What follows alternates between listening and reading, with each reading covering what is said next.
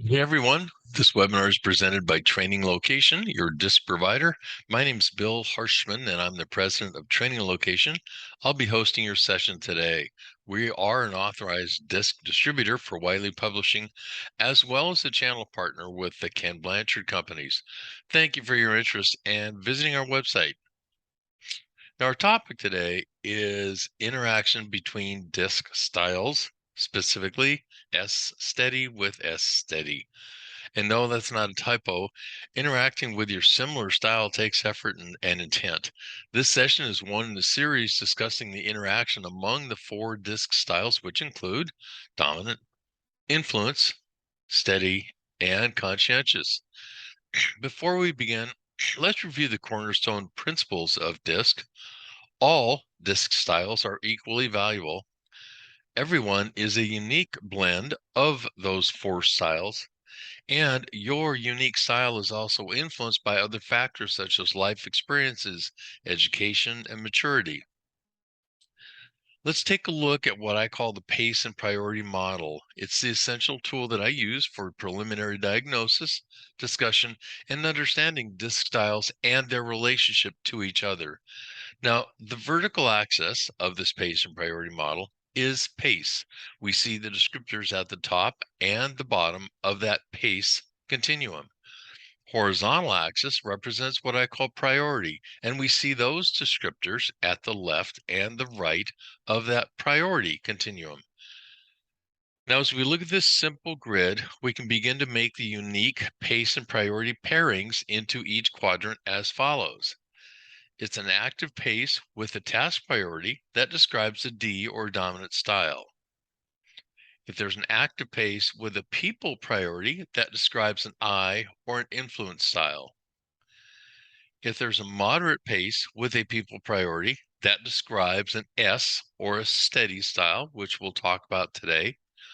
And last, if we have moderate pace with a task priority, that describes a C or a conscientious style. Now, the simple model helps point out which styles share either pace or priority with another style. For example, the D and the I each have a spot somewhere on the top half of that pace continuum. So you can see that similarity between those two different styles. The I and the S each have a spot somewhere on the right half of the priority continuum. So you can see what they share. The C and the S each have a spot somewhere on the bottom half of the pace continuum, and the C and the D each have a spot somewhere on the left half of the priority continuum. Now, also, as you can see, there are a couple styles which are dissimilar from each other, meaning they share neither pace nor priority. Specifically, these are the D and the S styles and the I and the C styles. Now, this model makes it a little easier to see how different these styles are. When you're interacting, this difference requires what I like to call stretch or flexing or adapting. For example, there are times when a parent needs to stretch to be more directive and times when they need to stretch to be more supportive to facilitate interaction. Well, the same is true with differing styles of DiSC. But let me be clear. It's not just dissimilar styles which may require stretching. Let's find out. Now remember, we always consider both pace and priority to understand a style. The two S's share a thoughtful, moderate, careful pace described in the previous slide. Similarly, the two S's share a people-oriented, accepting, and warm priority. Now that seems rather obvious, but we'll dive into this in a little more detail. When we combine the S's unique pace and priority pairings, we can see refined descriptors such as even-tempered, accommodating, patient, humble, tactful. Now, the S style is about providing support, maintaining stability, and encouraging collaboration. If they had a motto, it'd be, let's do it together. Now, interaction between the S styles should be simple, right? What could happen? We'll see. Now, what might help us understand the previous descriptors is to understand what drives this S style. Wiley research indicates the following core themes, or need, if you will, of the S style. Simple, The S is very simple in this regard. There's a need for harmony. That is their sole need. And specifically, that's to say they need to know that things are running smoothly and evenly, and there's no tension or pressure or danger looming on the horizon, as you might say. They want to know there is harmony in both their relationships and their tasks or their work life. Remember, the S is all about support, stability, and collaboration. That might help you understand this need of the S's. Further, this need for harmony can result in S's having a bias to give other people the benefit of the doubt, maybe overly so, and also a powerful desire for S's to avoid conflict and the things that create conflict. Now, to further help clarify this S style, let's also look at the fears associated with an S. They fear loss of stability. As we said, that's one of the real key important aspects. They fear change, especially rapid change. They fear loss of harmony. Kind of makes sense based on what we've defined them as so far. And they also fear offending others. I don't want to be the reason for someone else's upset. Here's a scenario. Let's say two S's are working together on a project. Great. Should be a good matchup. We know they share a tendency to hesitate before making decisions, especially when they're facing rapid change that might affect people around them. You already see where I'm going with this. As a result, situations may go on for too long without resolution. The pair may also fail to consider bold options toward resolution. This could present a challenge for the unaware. At a minimum, there is a need for stretching, which I've referred to already, from one or both of the S's, as we discussed earlier. Now, how could this be helpful? Well, maybe with a little stretching, one or both S's could, say, establish a deadline, could expose and examine the risks, and be open to daring ideas. For them, it's a daring idea. And also, how about a little rocking the boat from either one of the S's? It might clear the way for some creative options. Again, those are all examples of a stretch they wouldn't normally do, but certainly within their capability. So I'm going to dive a little deeper and broader. We examined the behavioral tendencies, preferences, needs, and fears even of the S. I want you to pause here and go with me as we look at really what defines an S. In the past, we've defined our style in terms of where it fell in the four-quadrant DiSC model as pictured in the upper right-hand corner of the slide.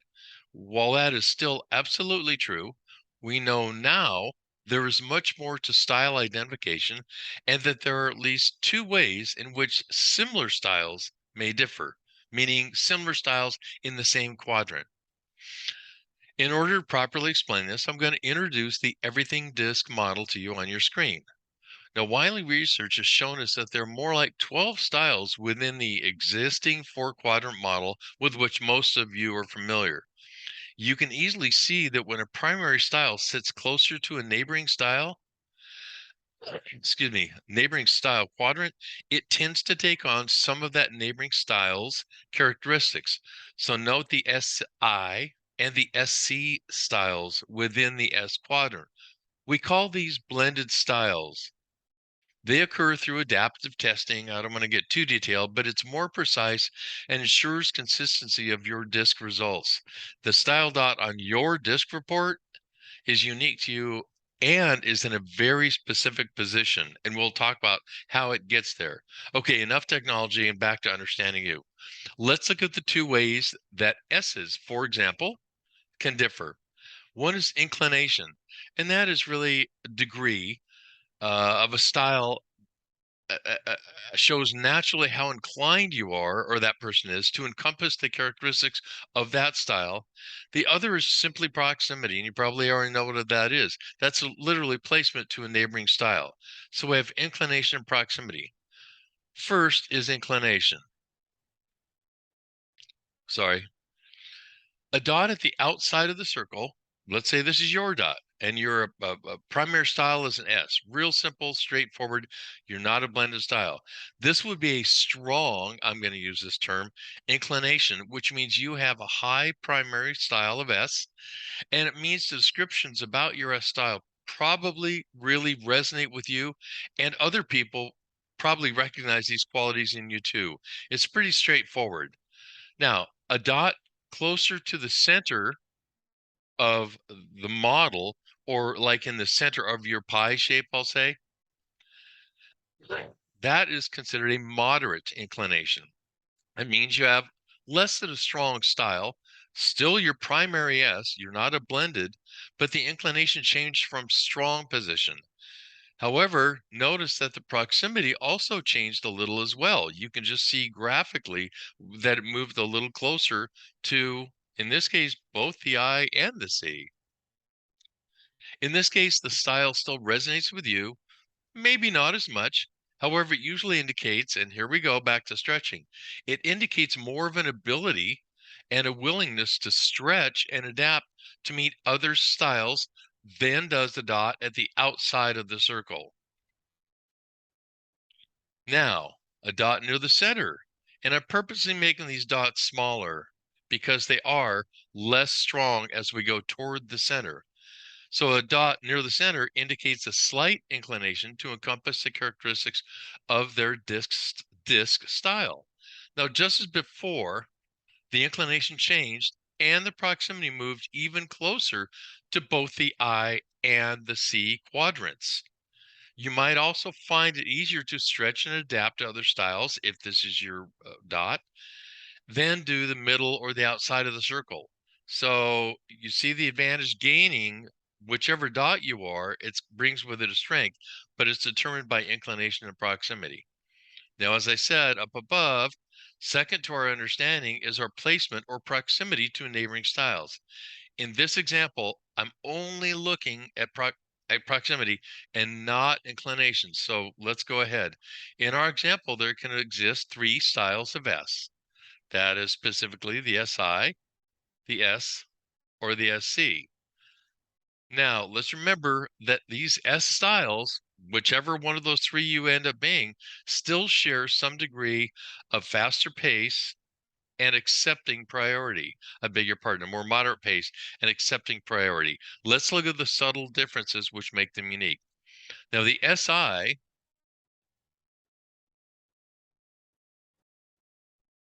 excuse me, let's go back. The SI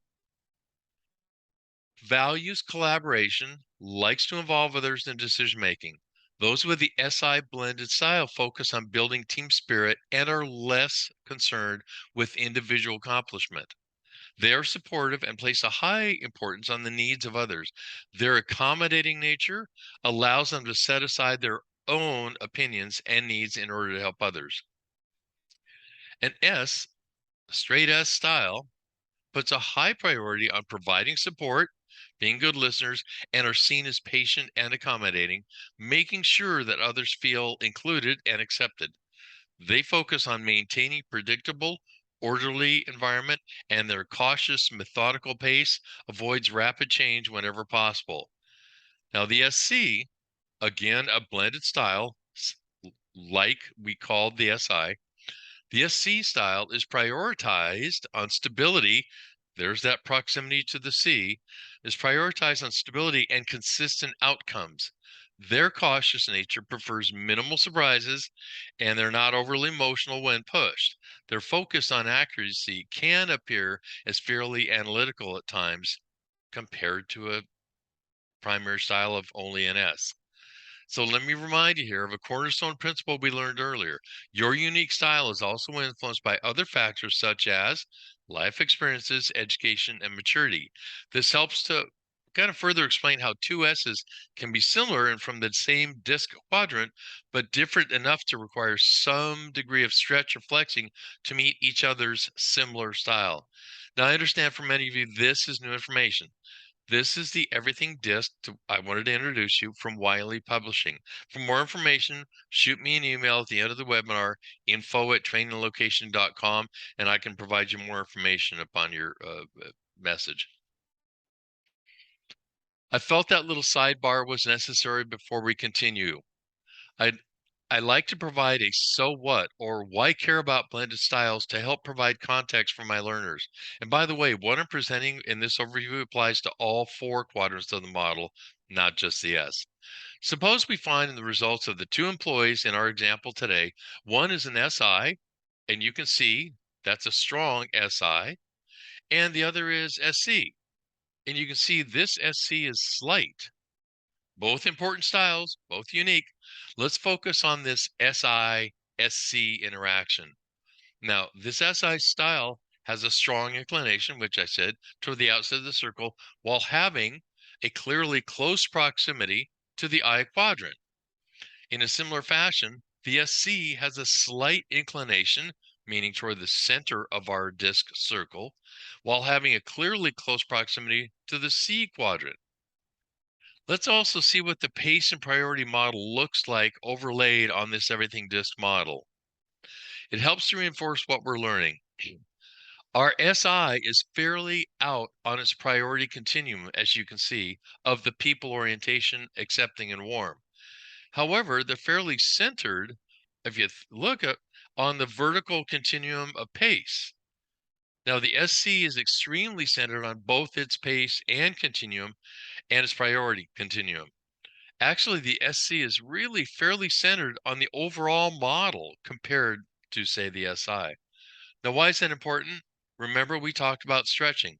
The closer to the center of a style, the more likely it is that style can stretch more easily to meet others' styles. I hope you can see the difference in these 2 similar styles of the disc.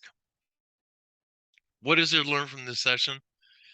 That key to the disc is to thoroughly understand all the styles in order to have more effective interactions. And it's kind of one thing I like to share in the class. It's not on the slide necessarily, but it's like when you look at 2 magnets, they can attract or repel depending on their orientation. And the other is that the yin and the yang, the Chinese philosophy that it's a concept that describes how obviously opposite or contrary forces may actually be complementary and interconnected and interdependent in the natural world, and how they may support each other as they interact with one another. It's just a kind of a different way to learn, because I know some of you are thinking, well, 2 S's should be able to easily get along. Well, we've seen how their differences may require some stretching. I'd ask that you review these observations to see if there are similar style pairings in your workplace and how the discussion today might help you understand or others understand and potentially avoid some, let's say, unexpected outcomes. Whether you're a manager or non-manager, this insight could be very helpful to improve communication and understanding. Here's our model again, just to remind you where the S style fits into our grid. Today, we discussed 2 individuals who are reflective, reserved, and careful, and who are people-oriented, accepting, and warm. However, we've seen how they can differ depending on where they fall within the S quadrant. Lumping individuals into a style box can really overlook what's behind that style and what's inside that person. I encourage you to share this webinar with your personal and professional connections, and I have a different topic every week. Many of my customers and clients are using these webinars as learning aids and boosters to help grow the DiSC culture within the organization. I hope this information helps address the challenges faced by your organization. Whether your needs include employee engagement, conflict management, team building, or simply communication, DiSC is the research-based, proven leading training solution. It's impacted more than 8 million learners in over 130,000 organizations through 14 languages in over 70 countries. Quick note, DiSC provides a quick, intuitive way to understand yourself and the needs and priorities of the people around you. And DiSC delivers immediate and lasting impact on the performance of people and the culture of organizations. As always, my role is the key to effectiveness through DiSC is understanding your and other styles and using that knowledge for improved interactions. Thank you for joining us today. Here's the contact info. Meanwhile, good luck with the disc. I hope it's been relevant and valuable and a timely investment that you made today. And I look forward to seeing you on future webinars. If you'd like to discuss a complimentary live webinar introducing DiSC to your team or organization, use the email shown again, info@traininglocation.com. And be sure and check out our other blogs at the web address or simply go to our web and click on blogs. And before you close your screen, please, we always appreciate your like, your share, download, and of course, for future learning videos, please hit subscribe and receive the weekly bell alert for your learning video. Thank you and goodbye until next time.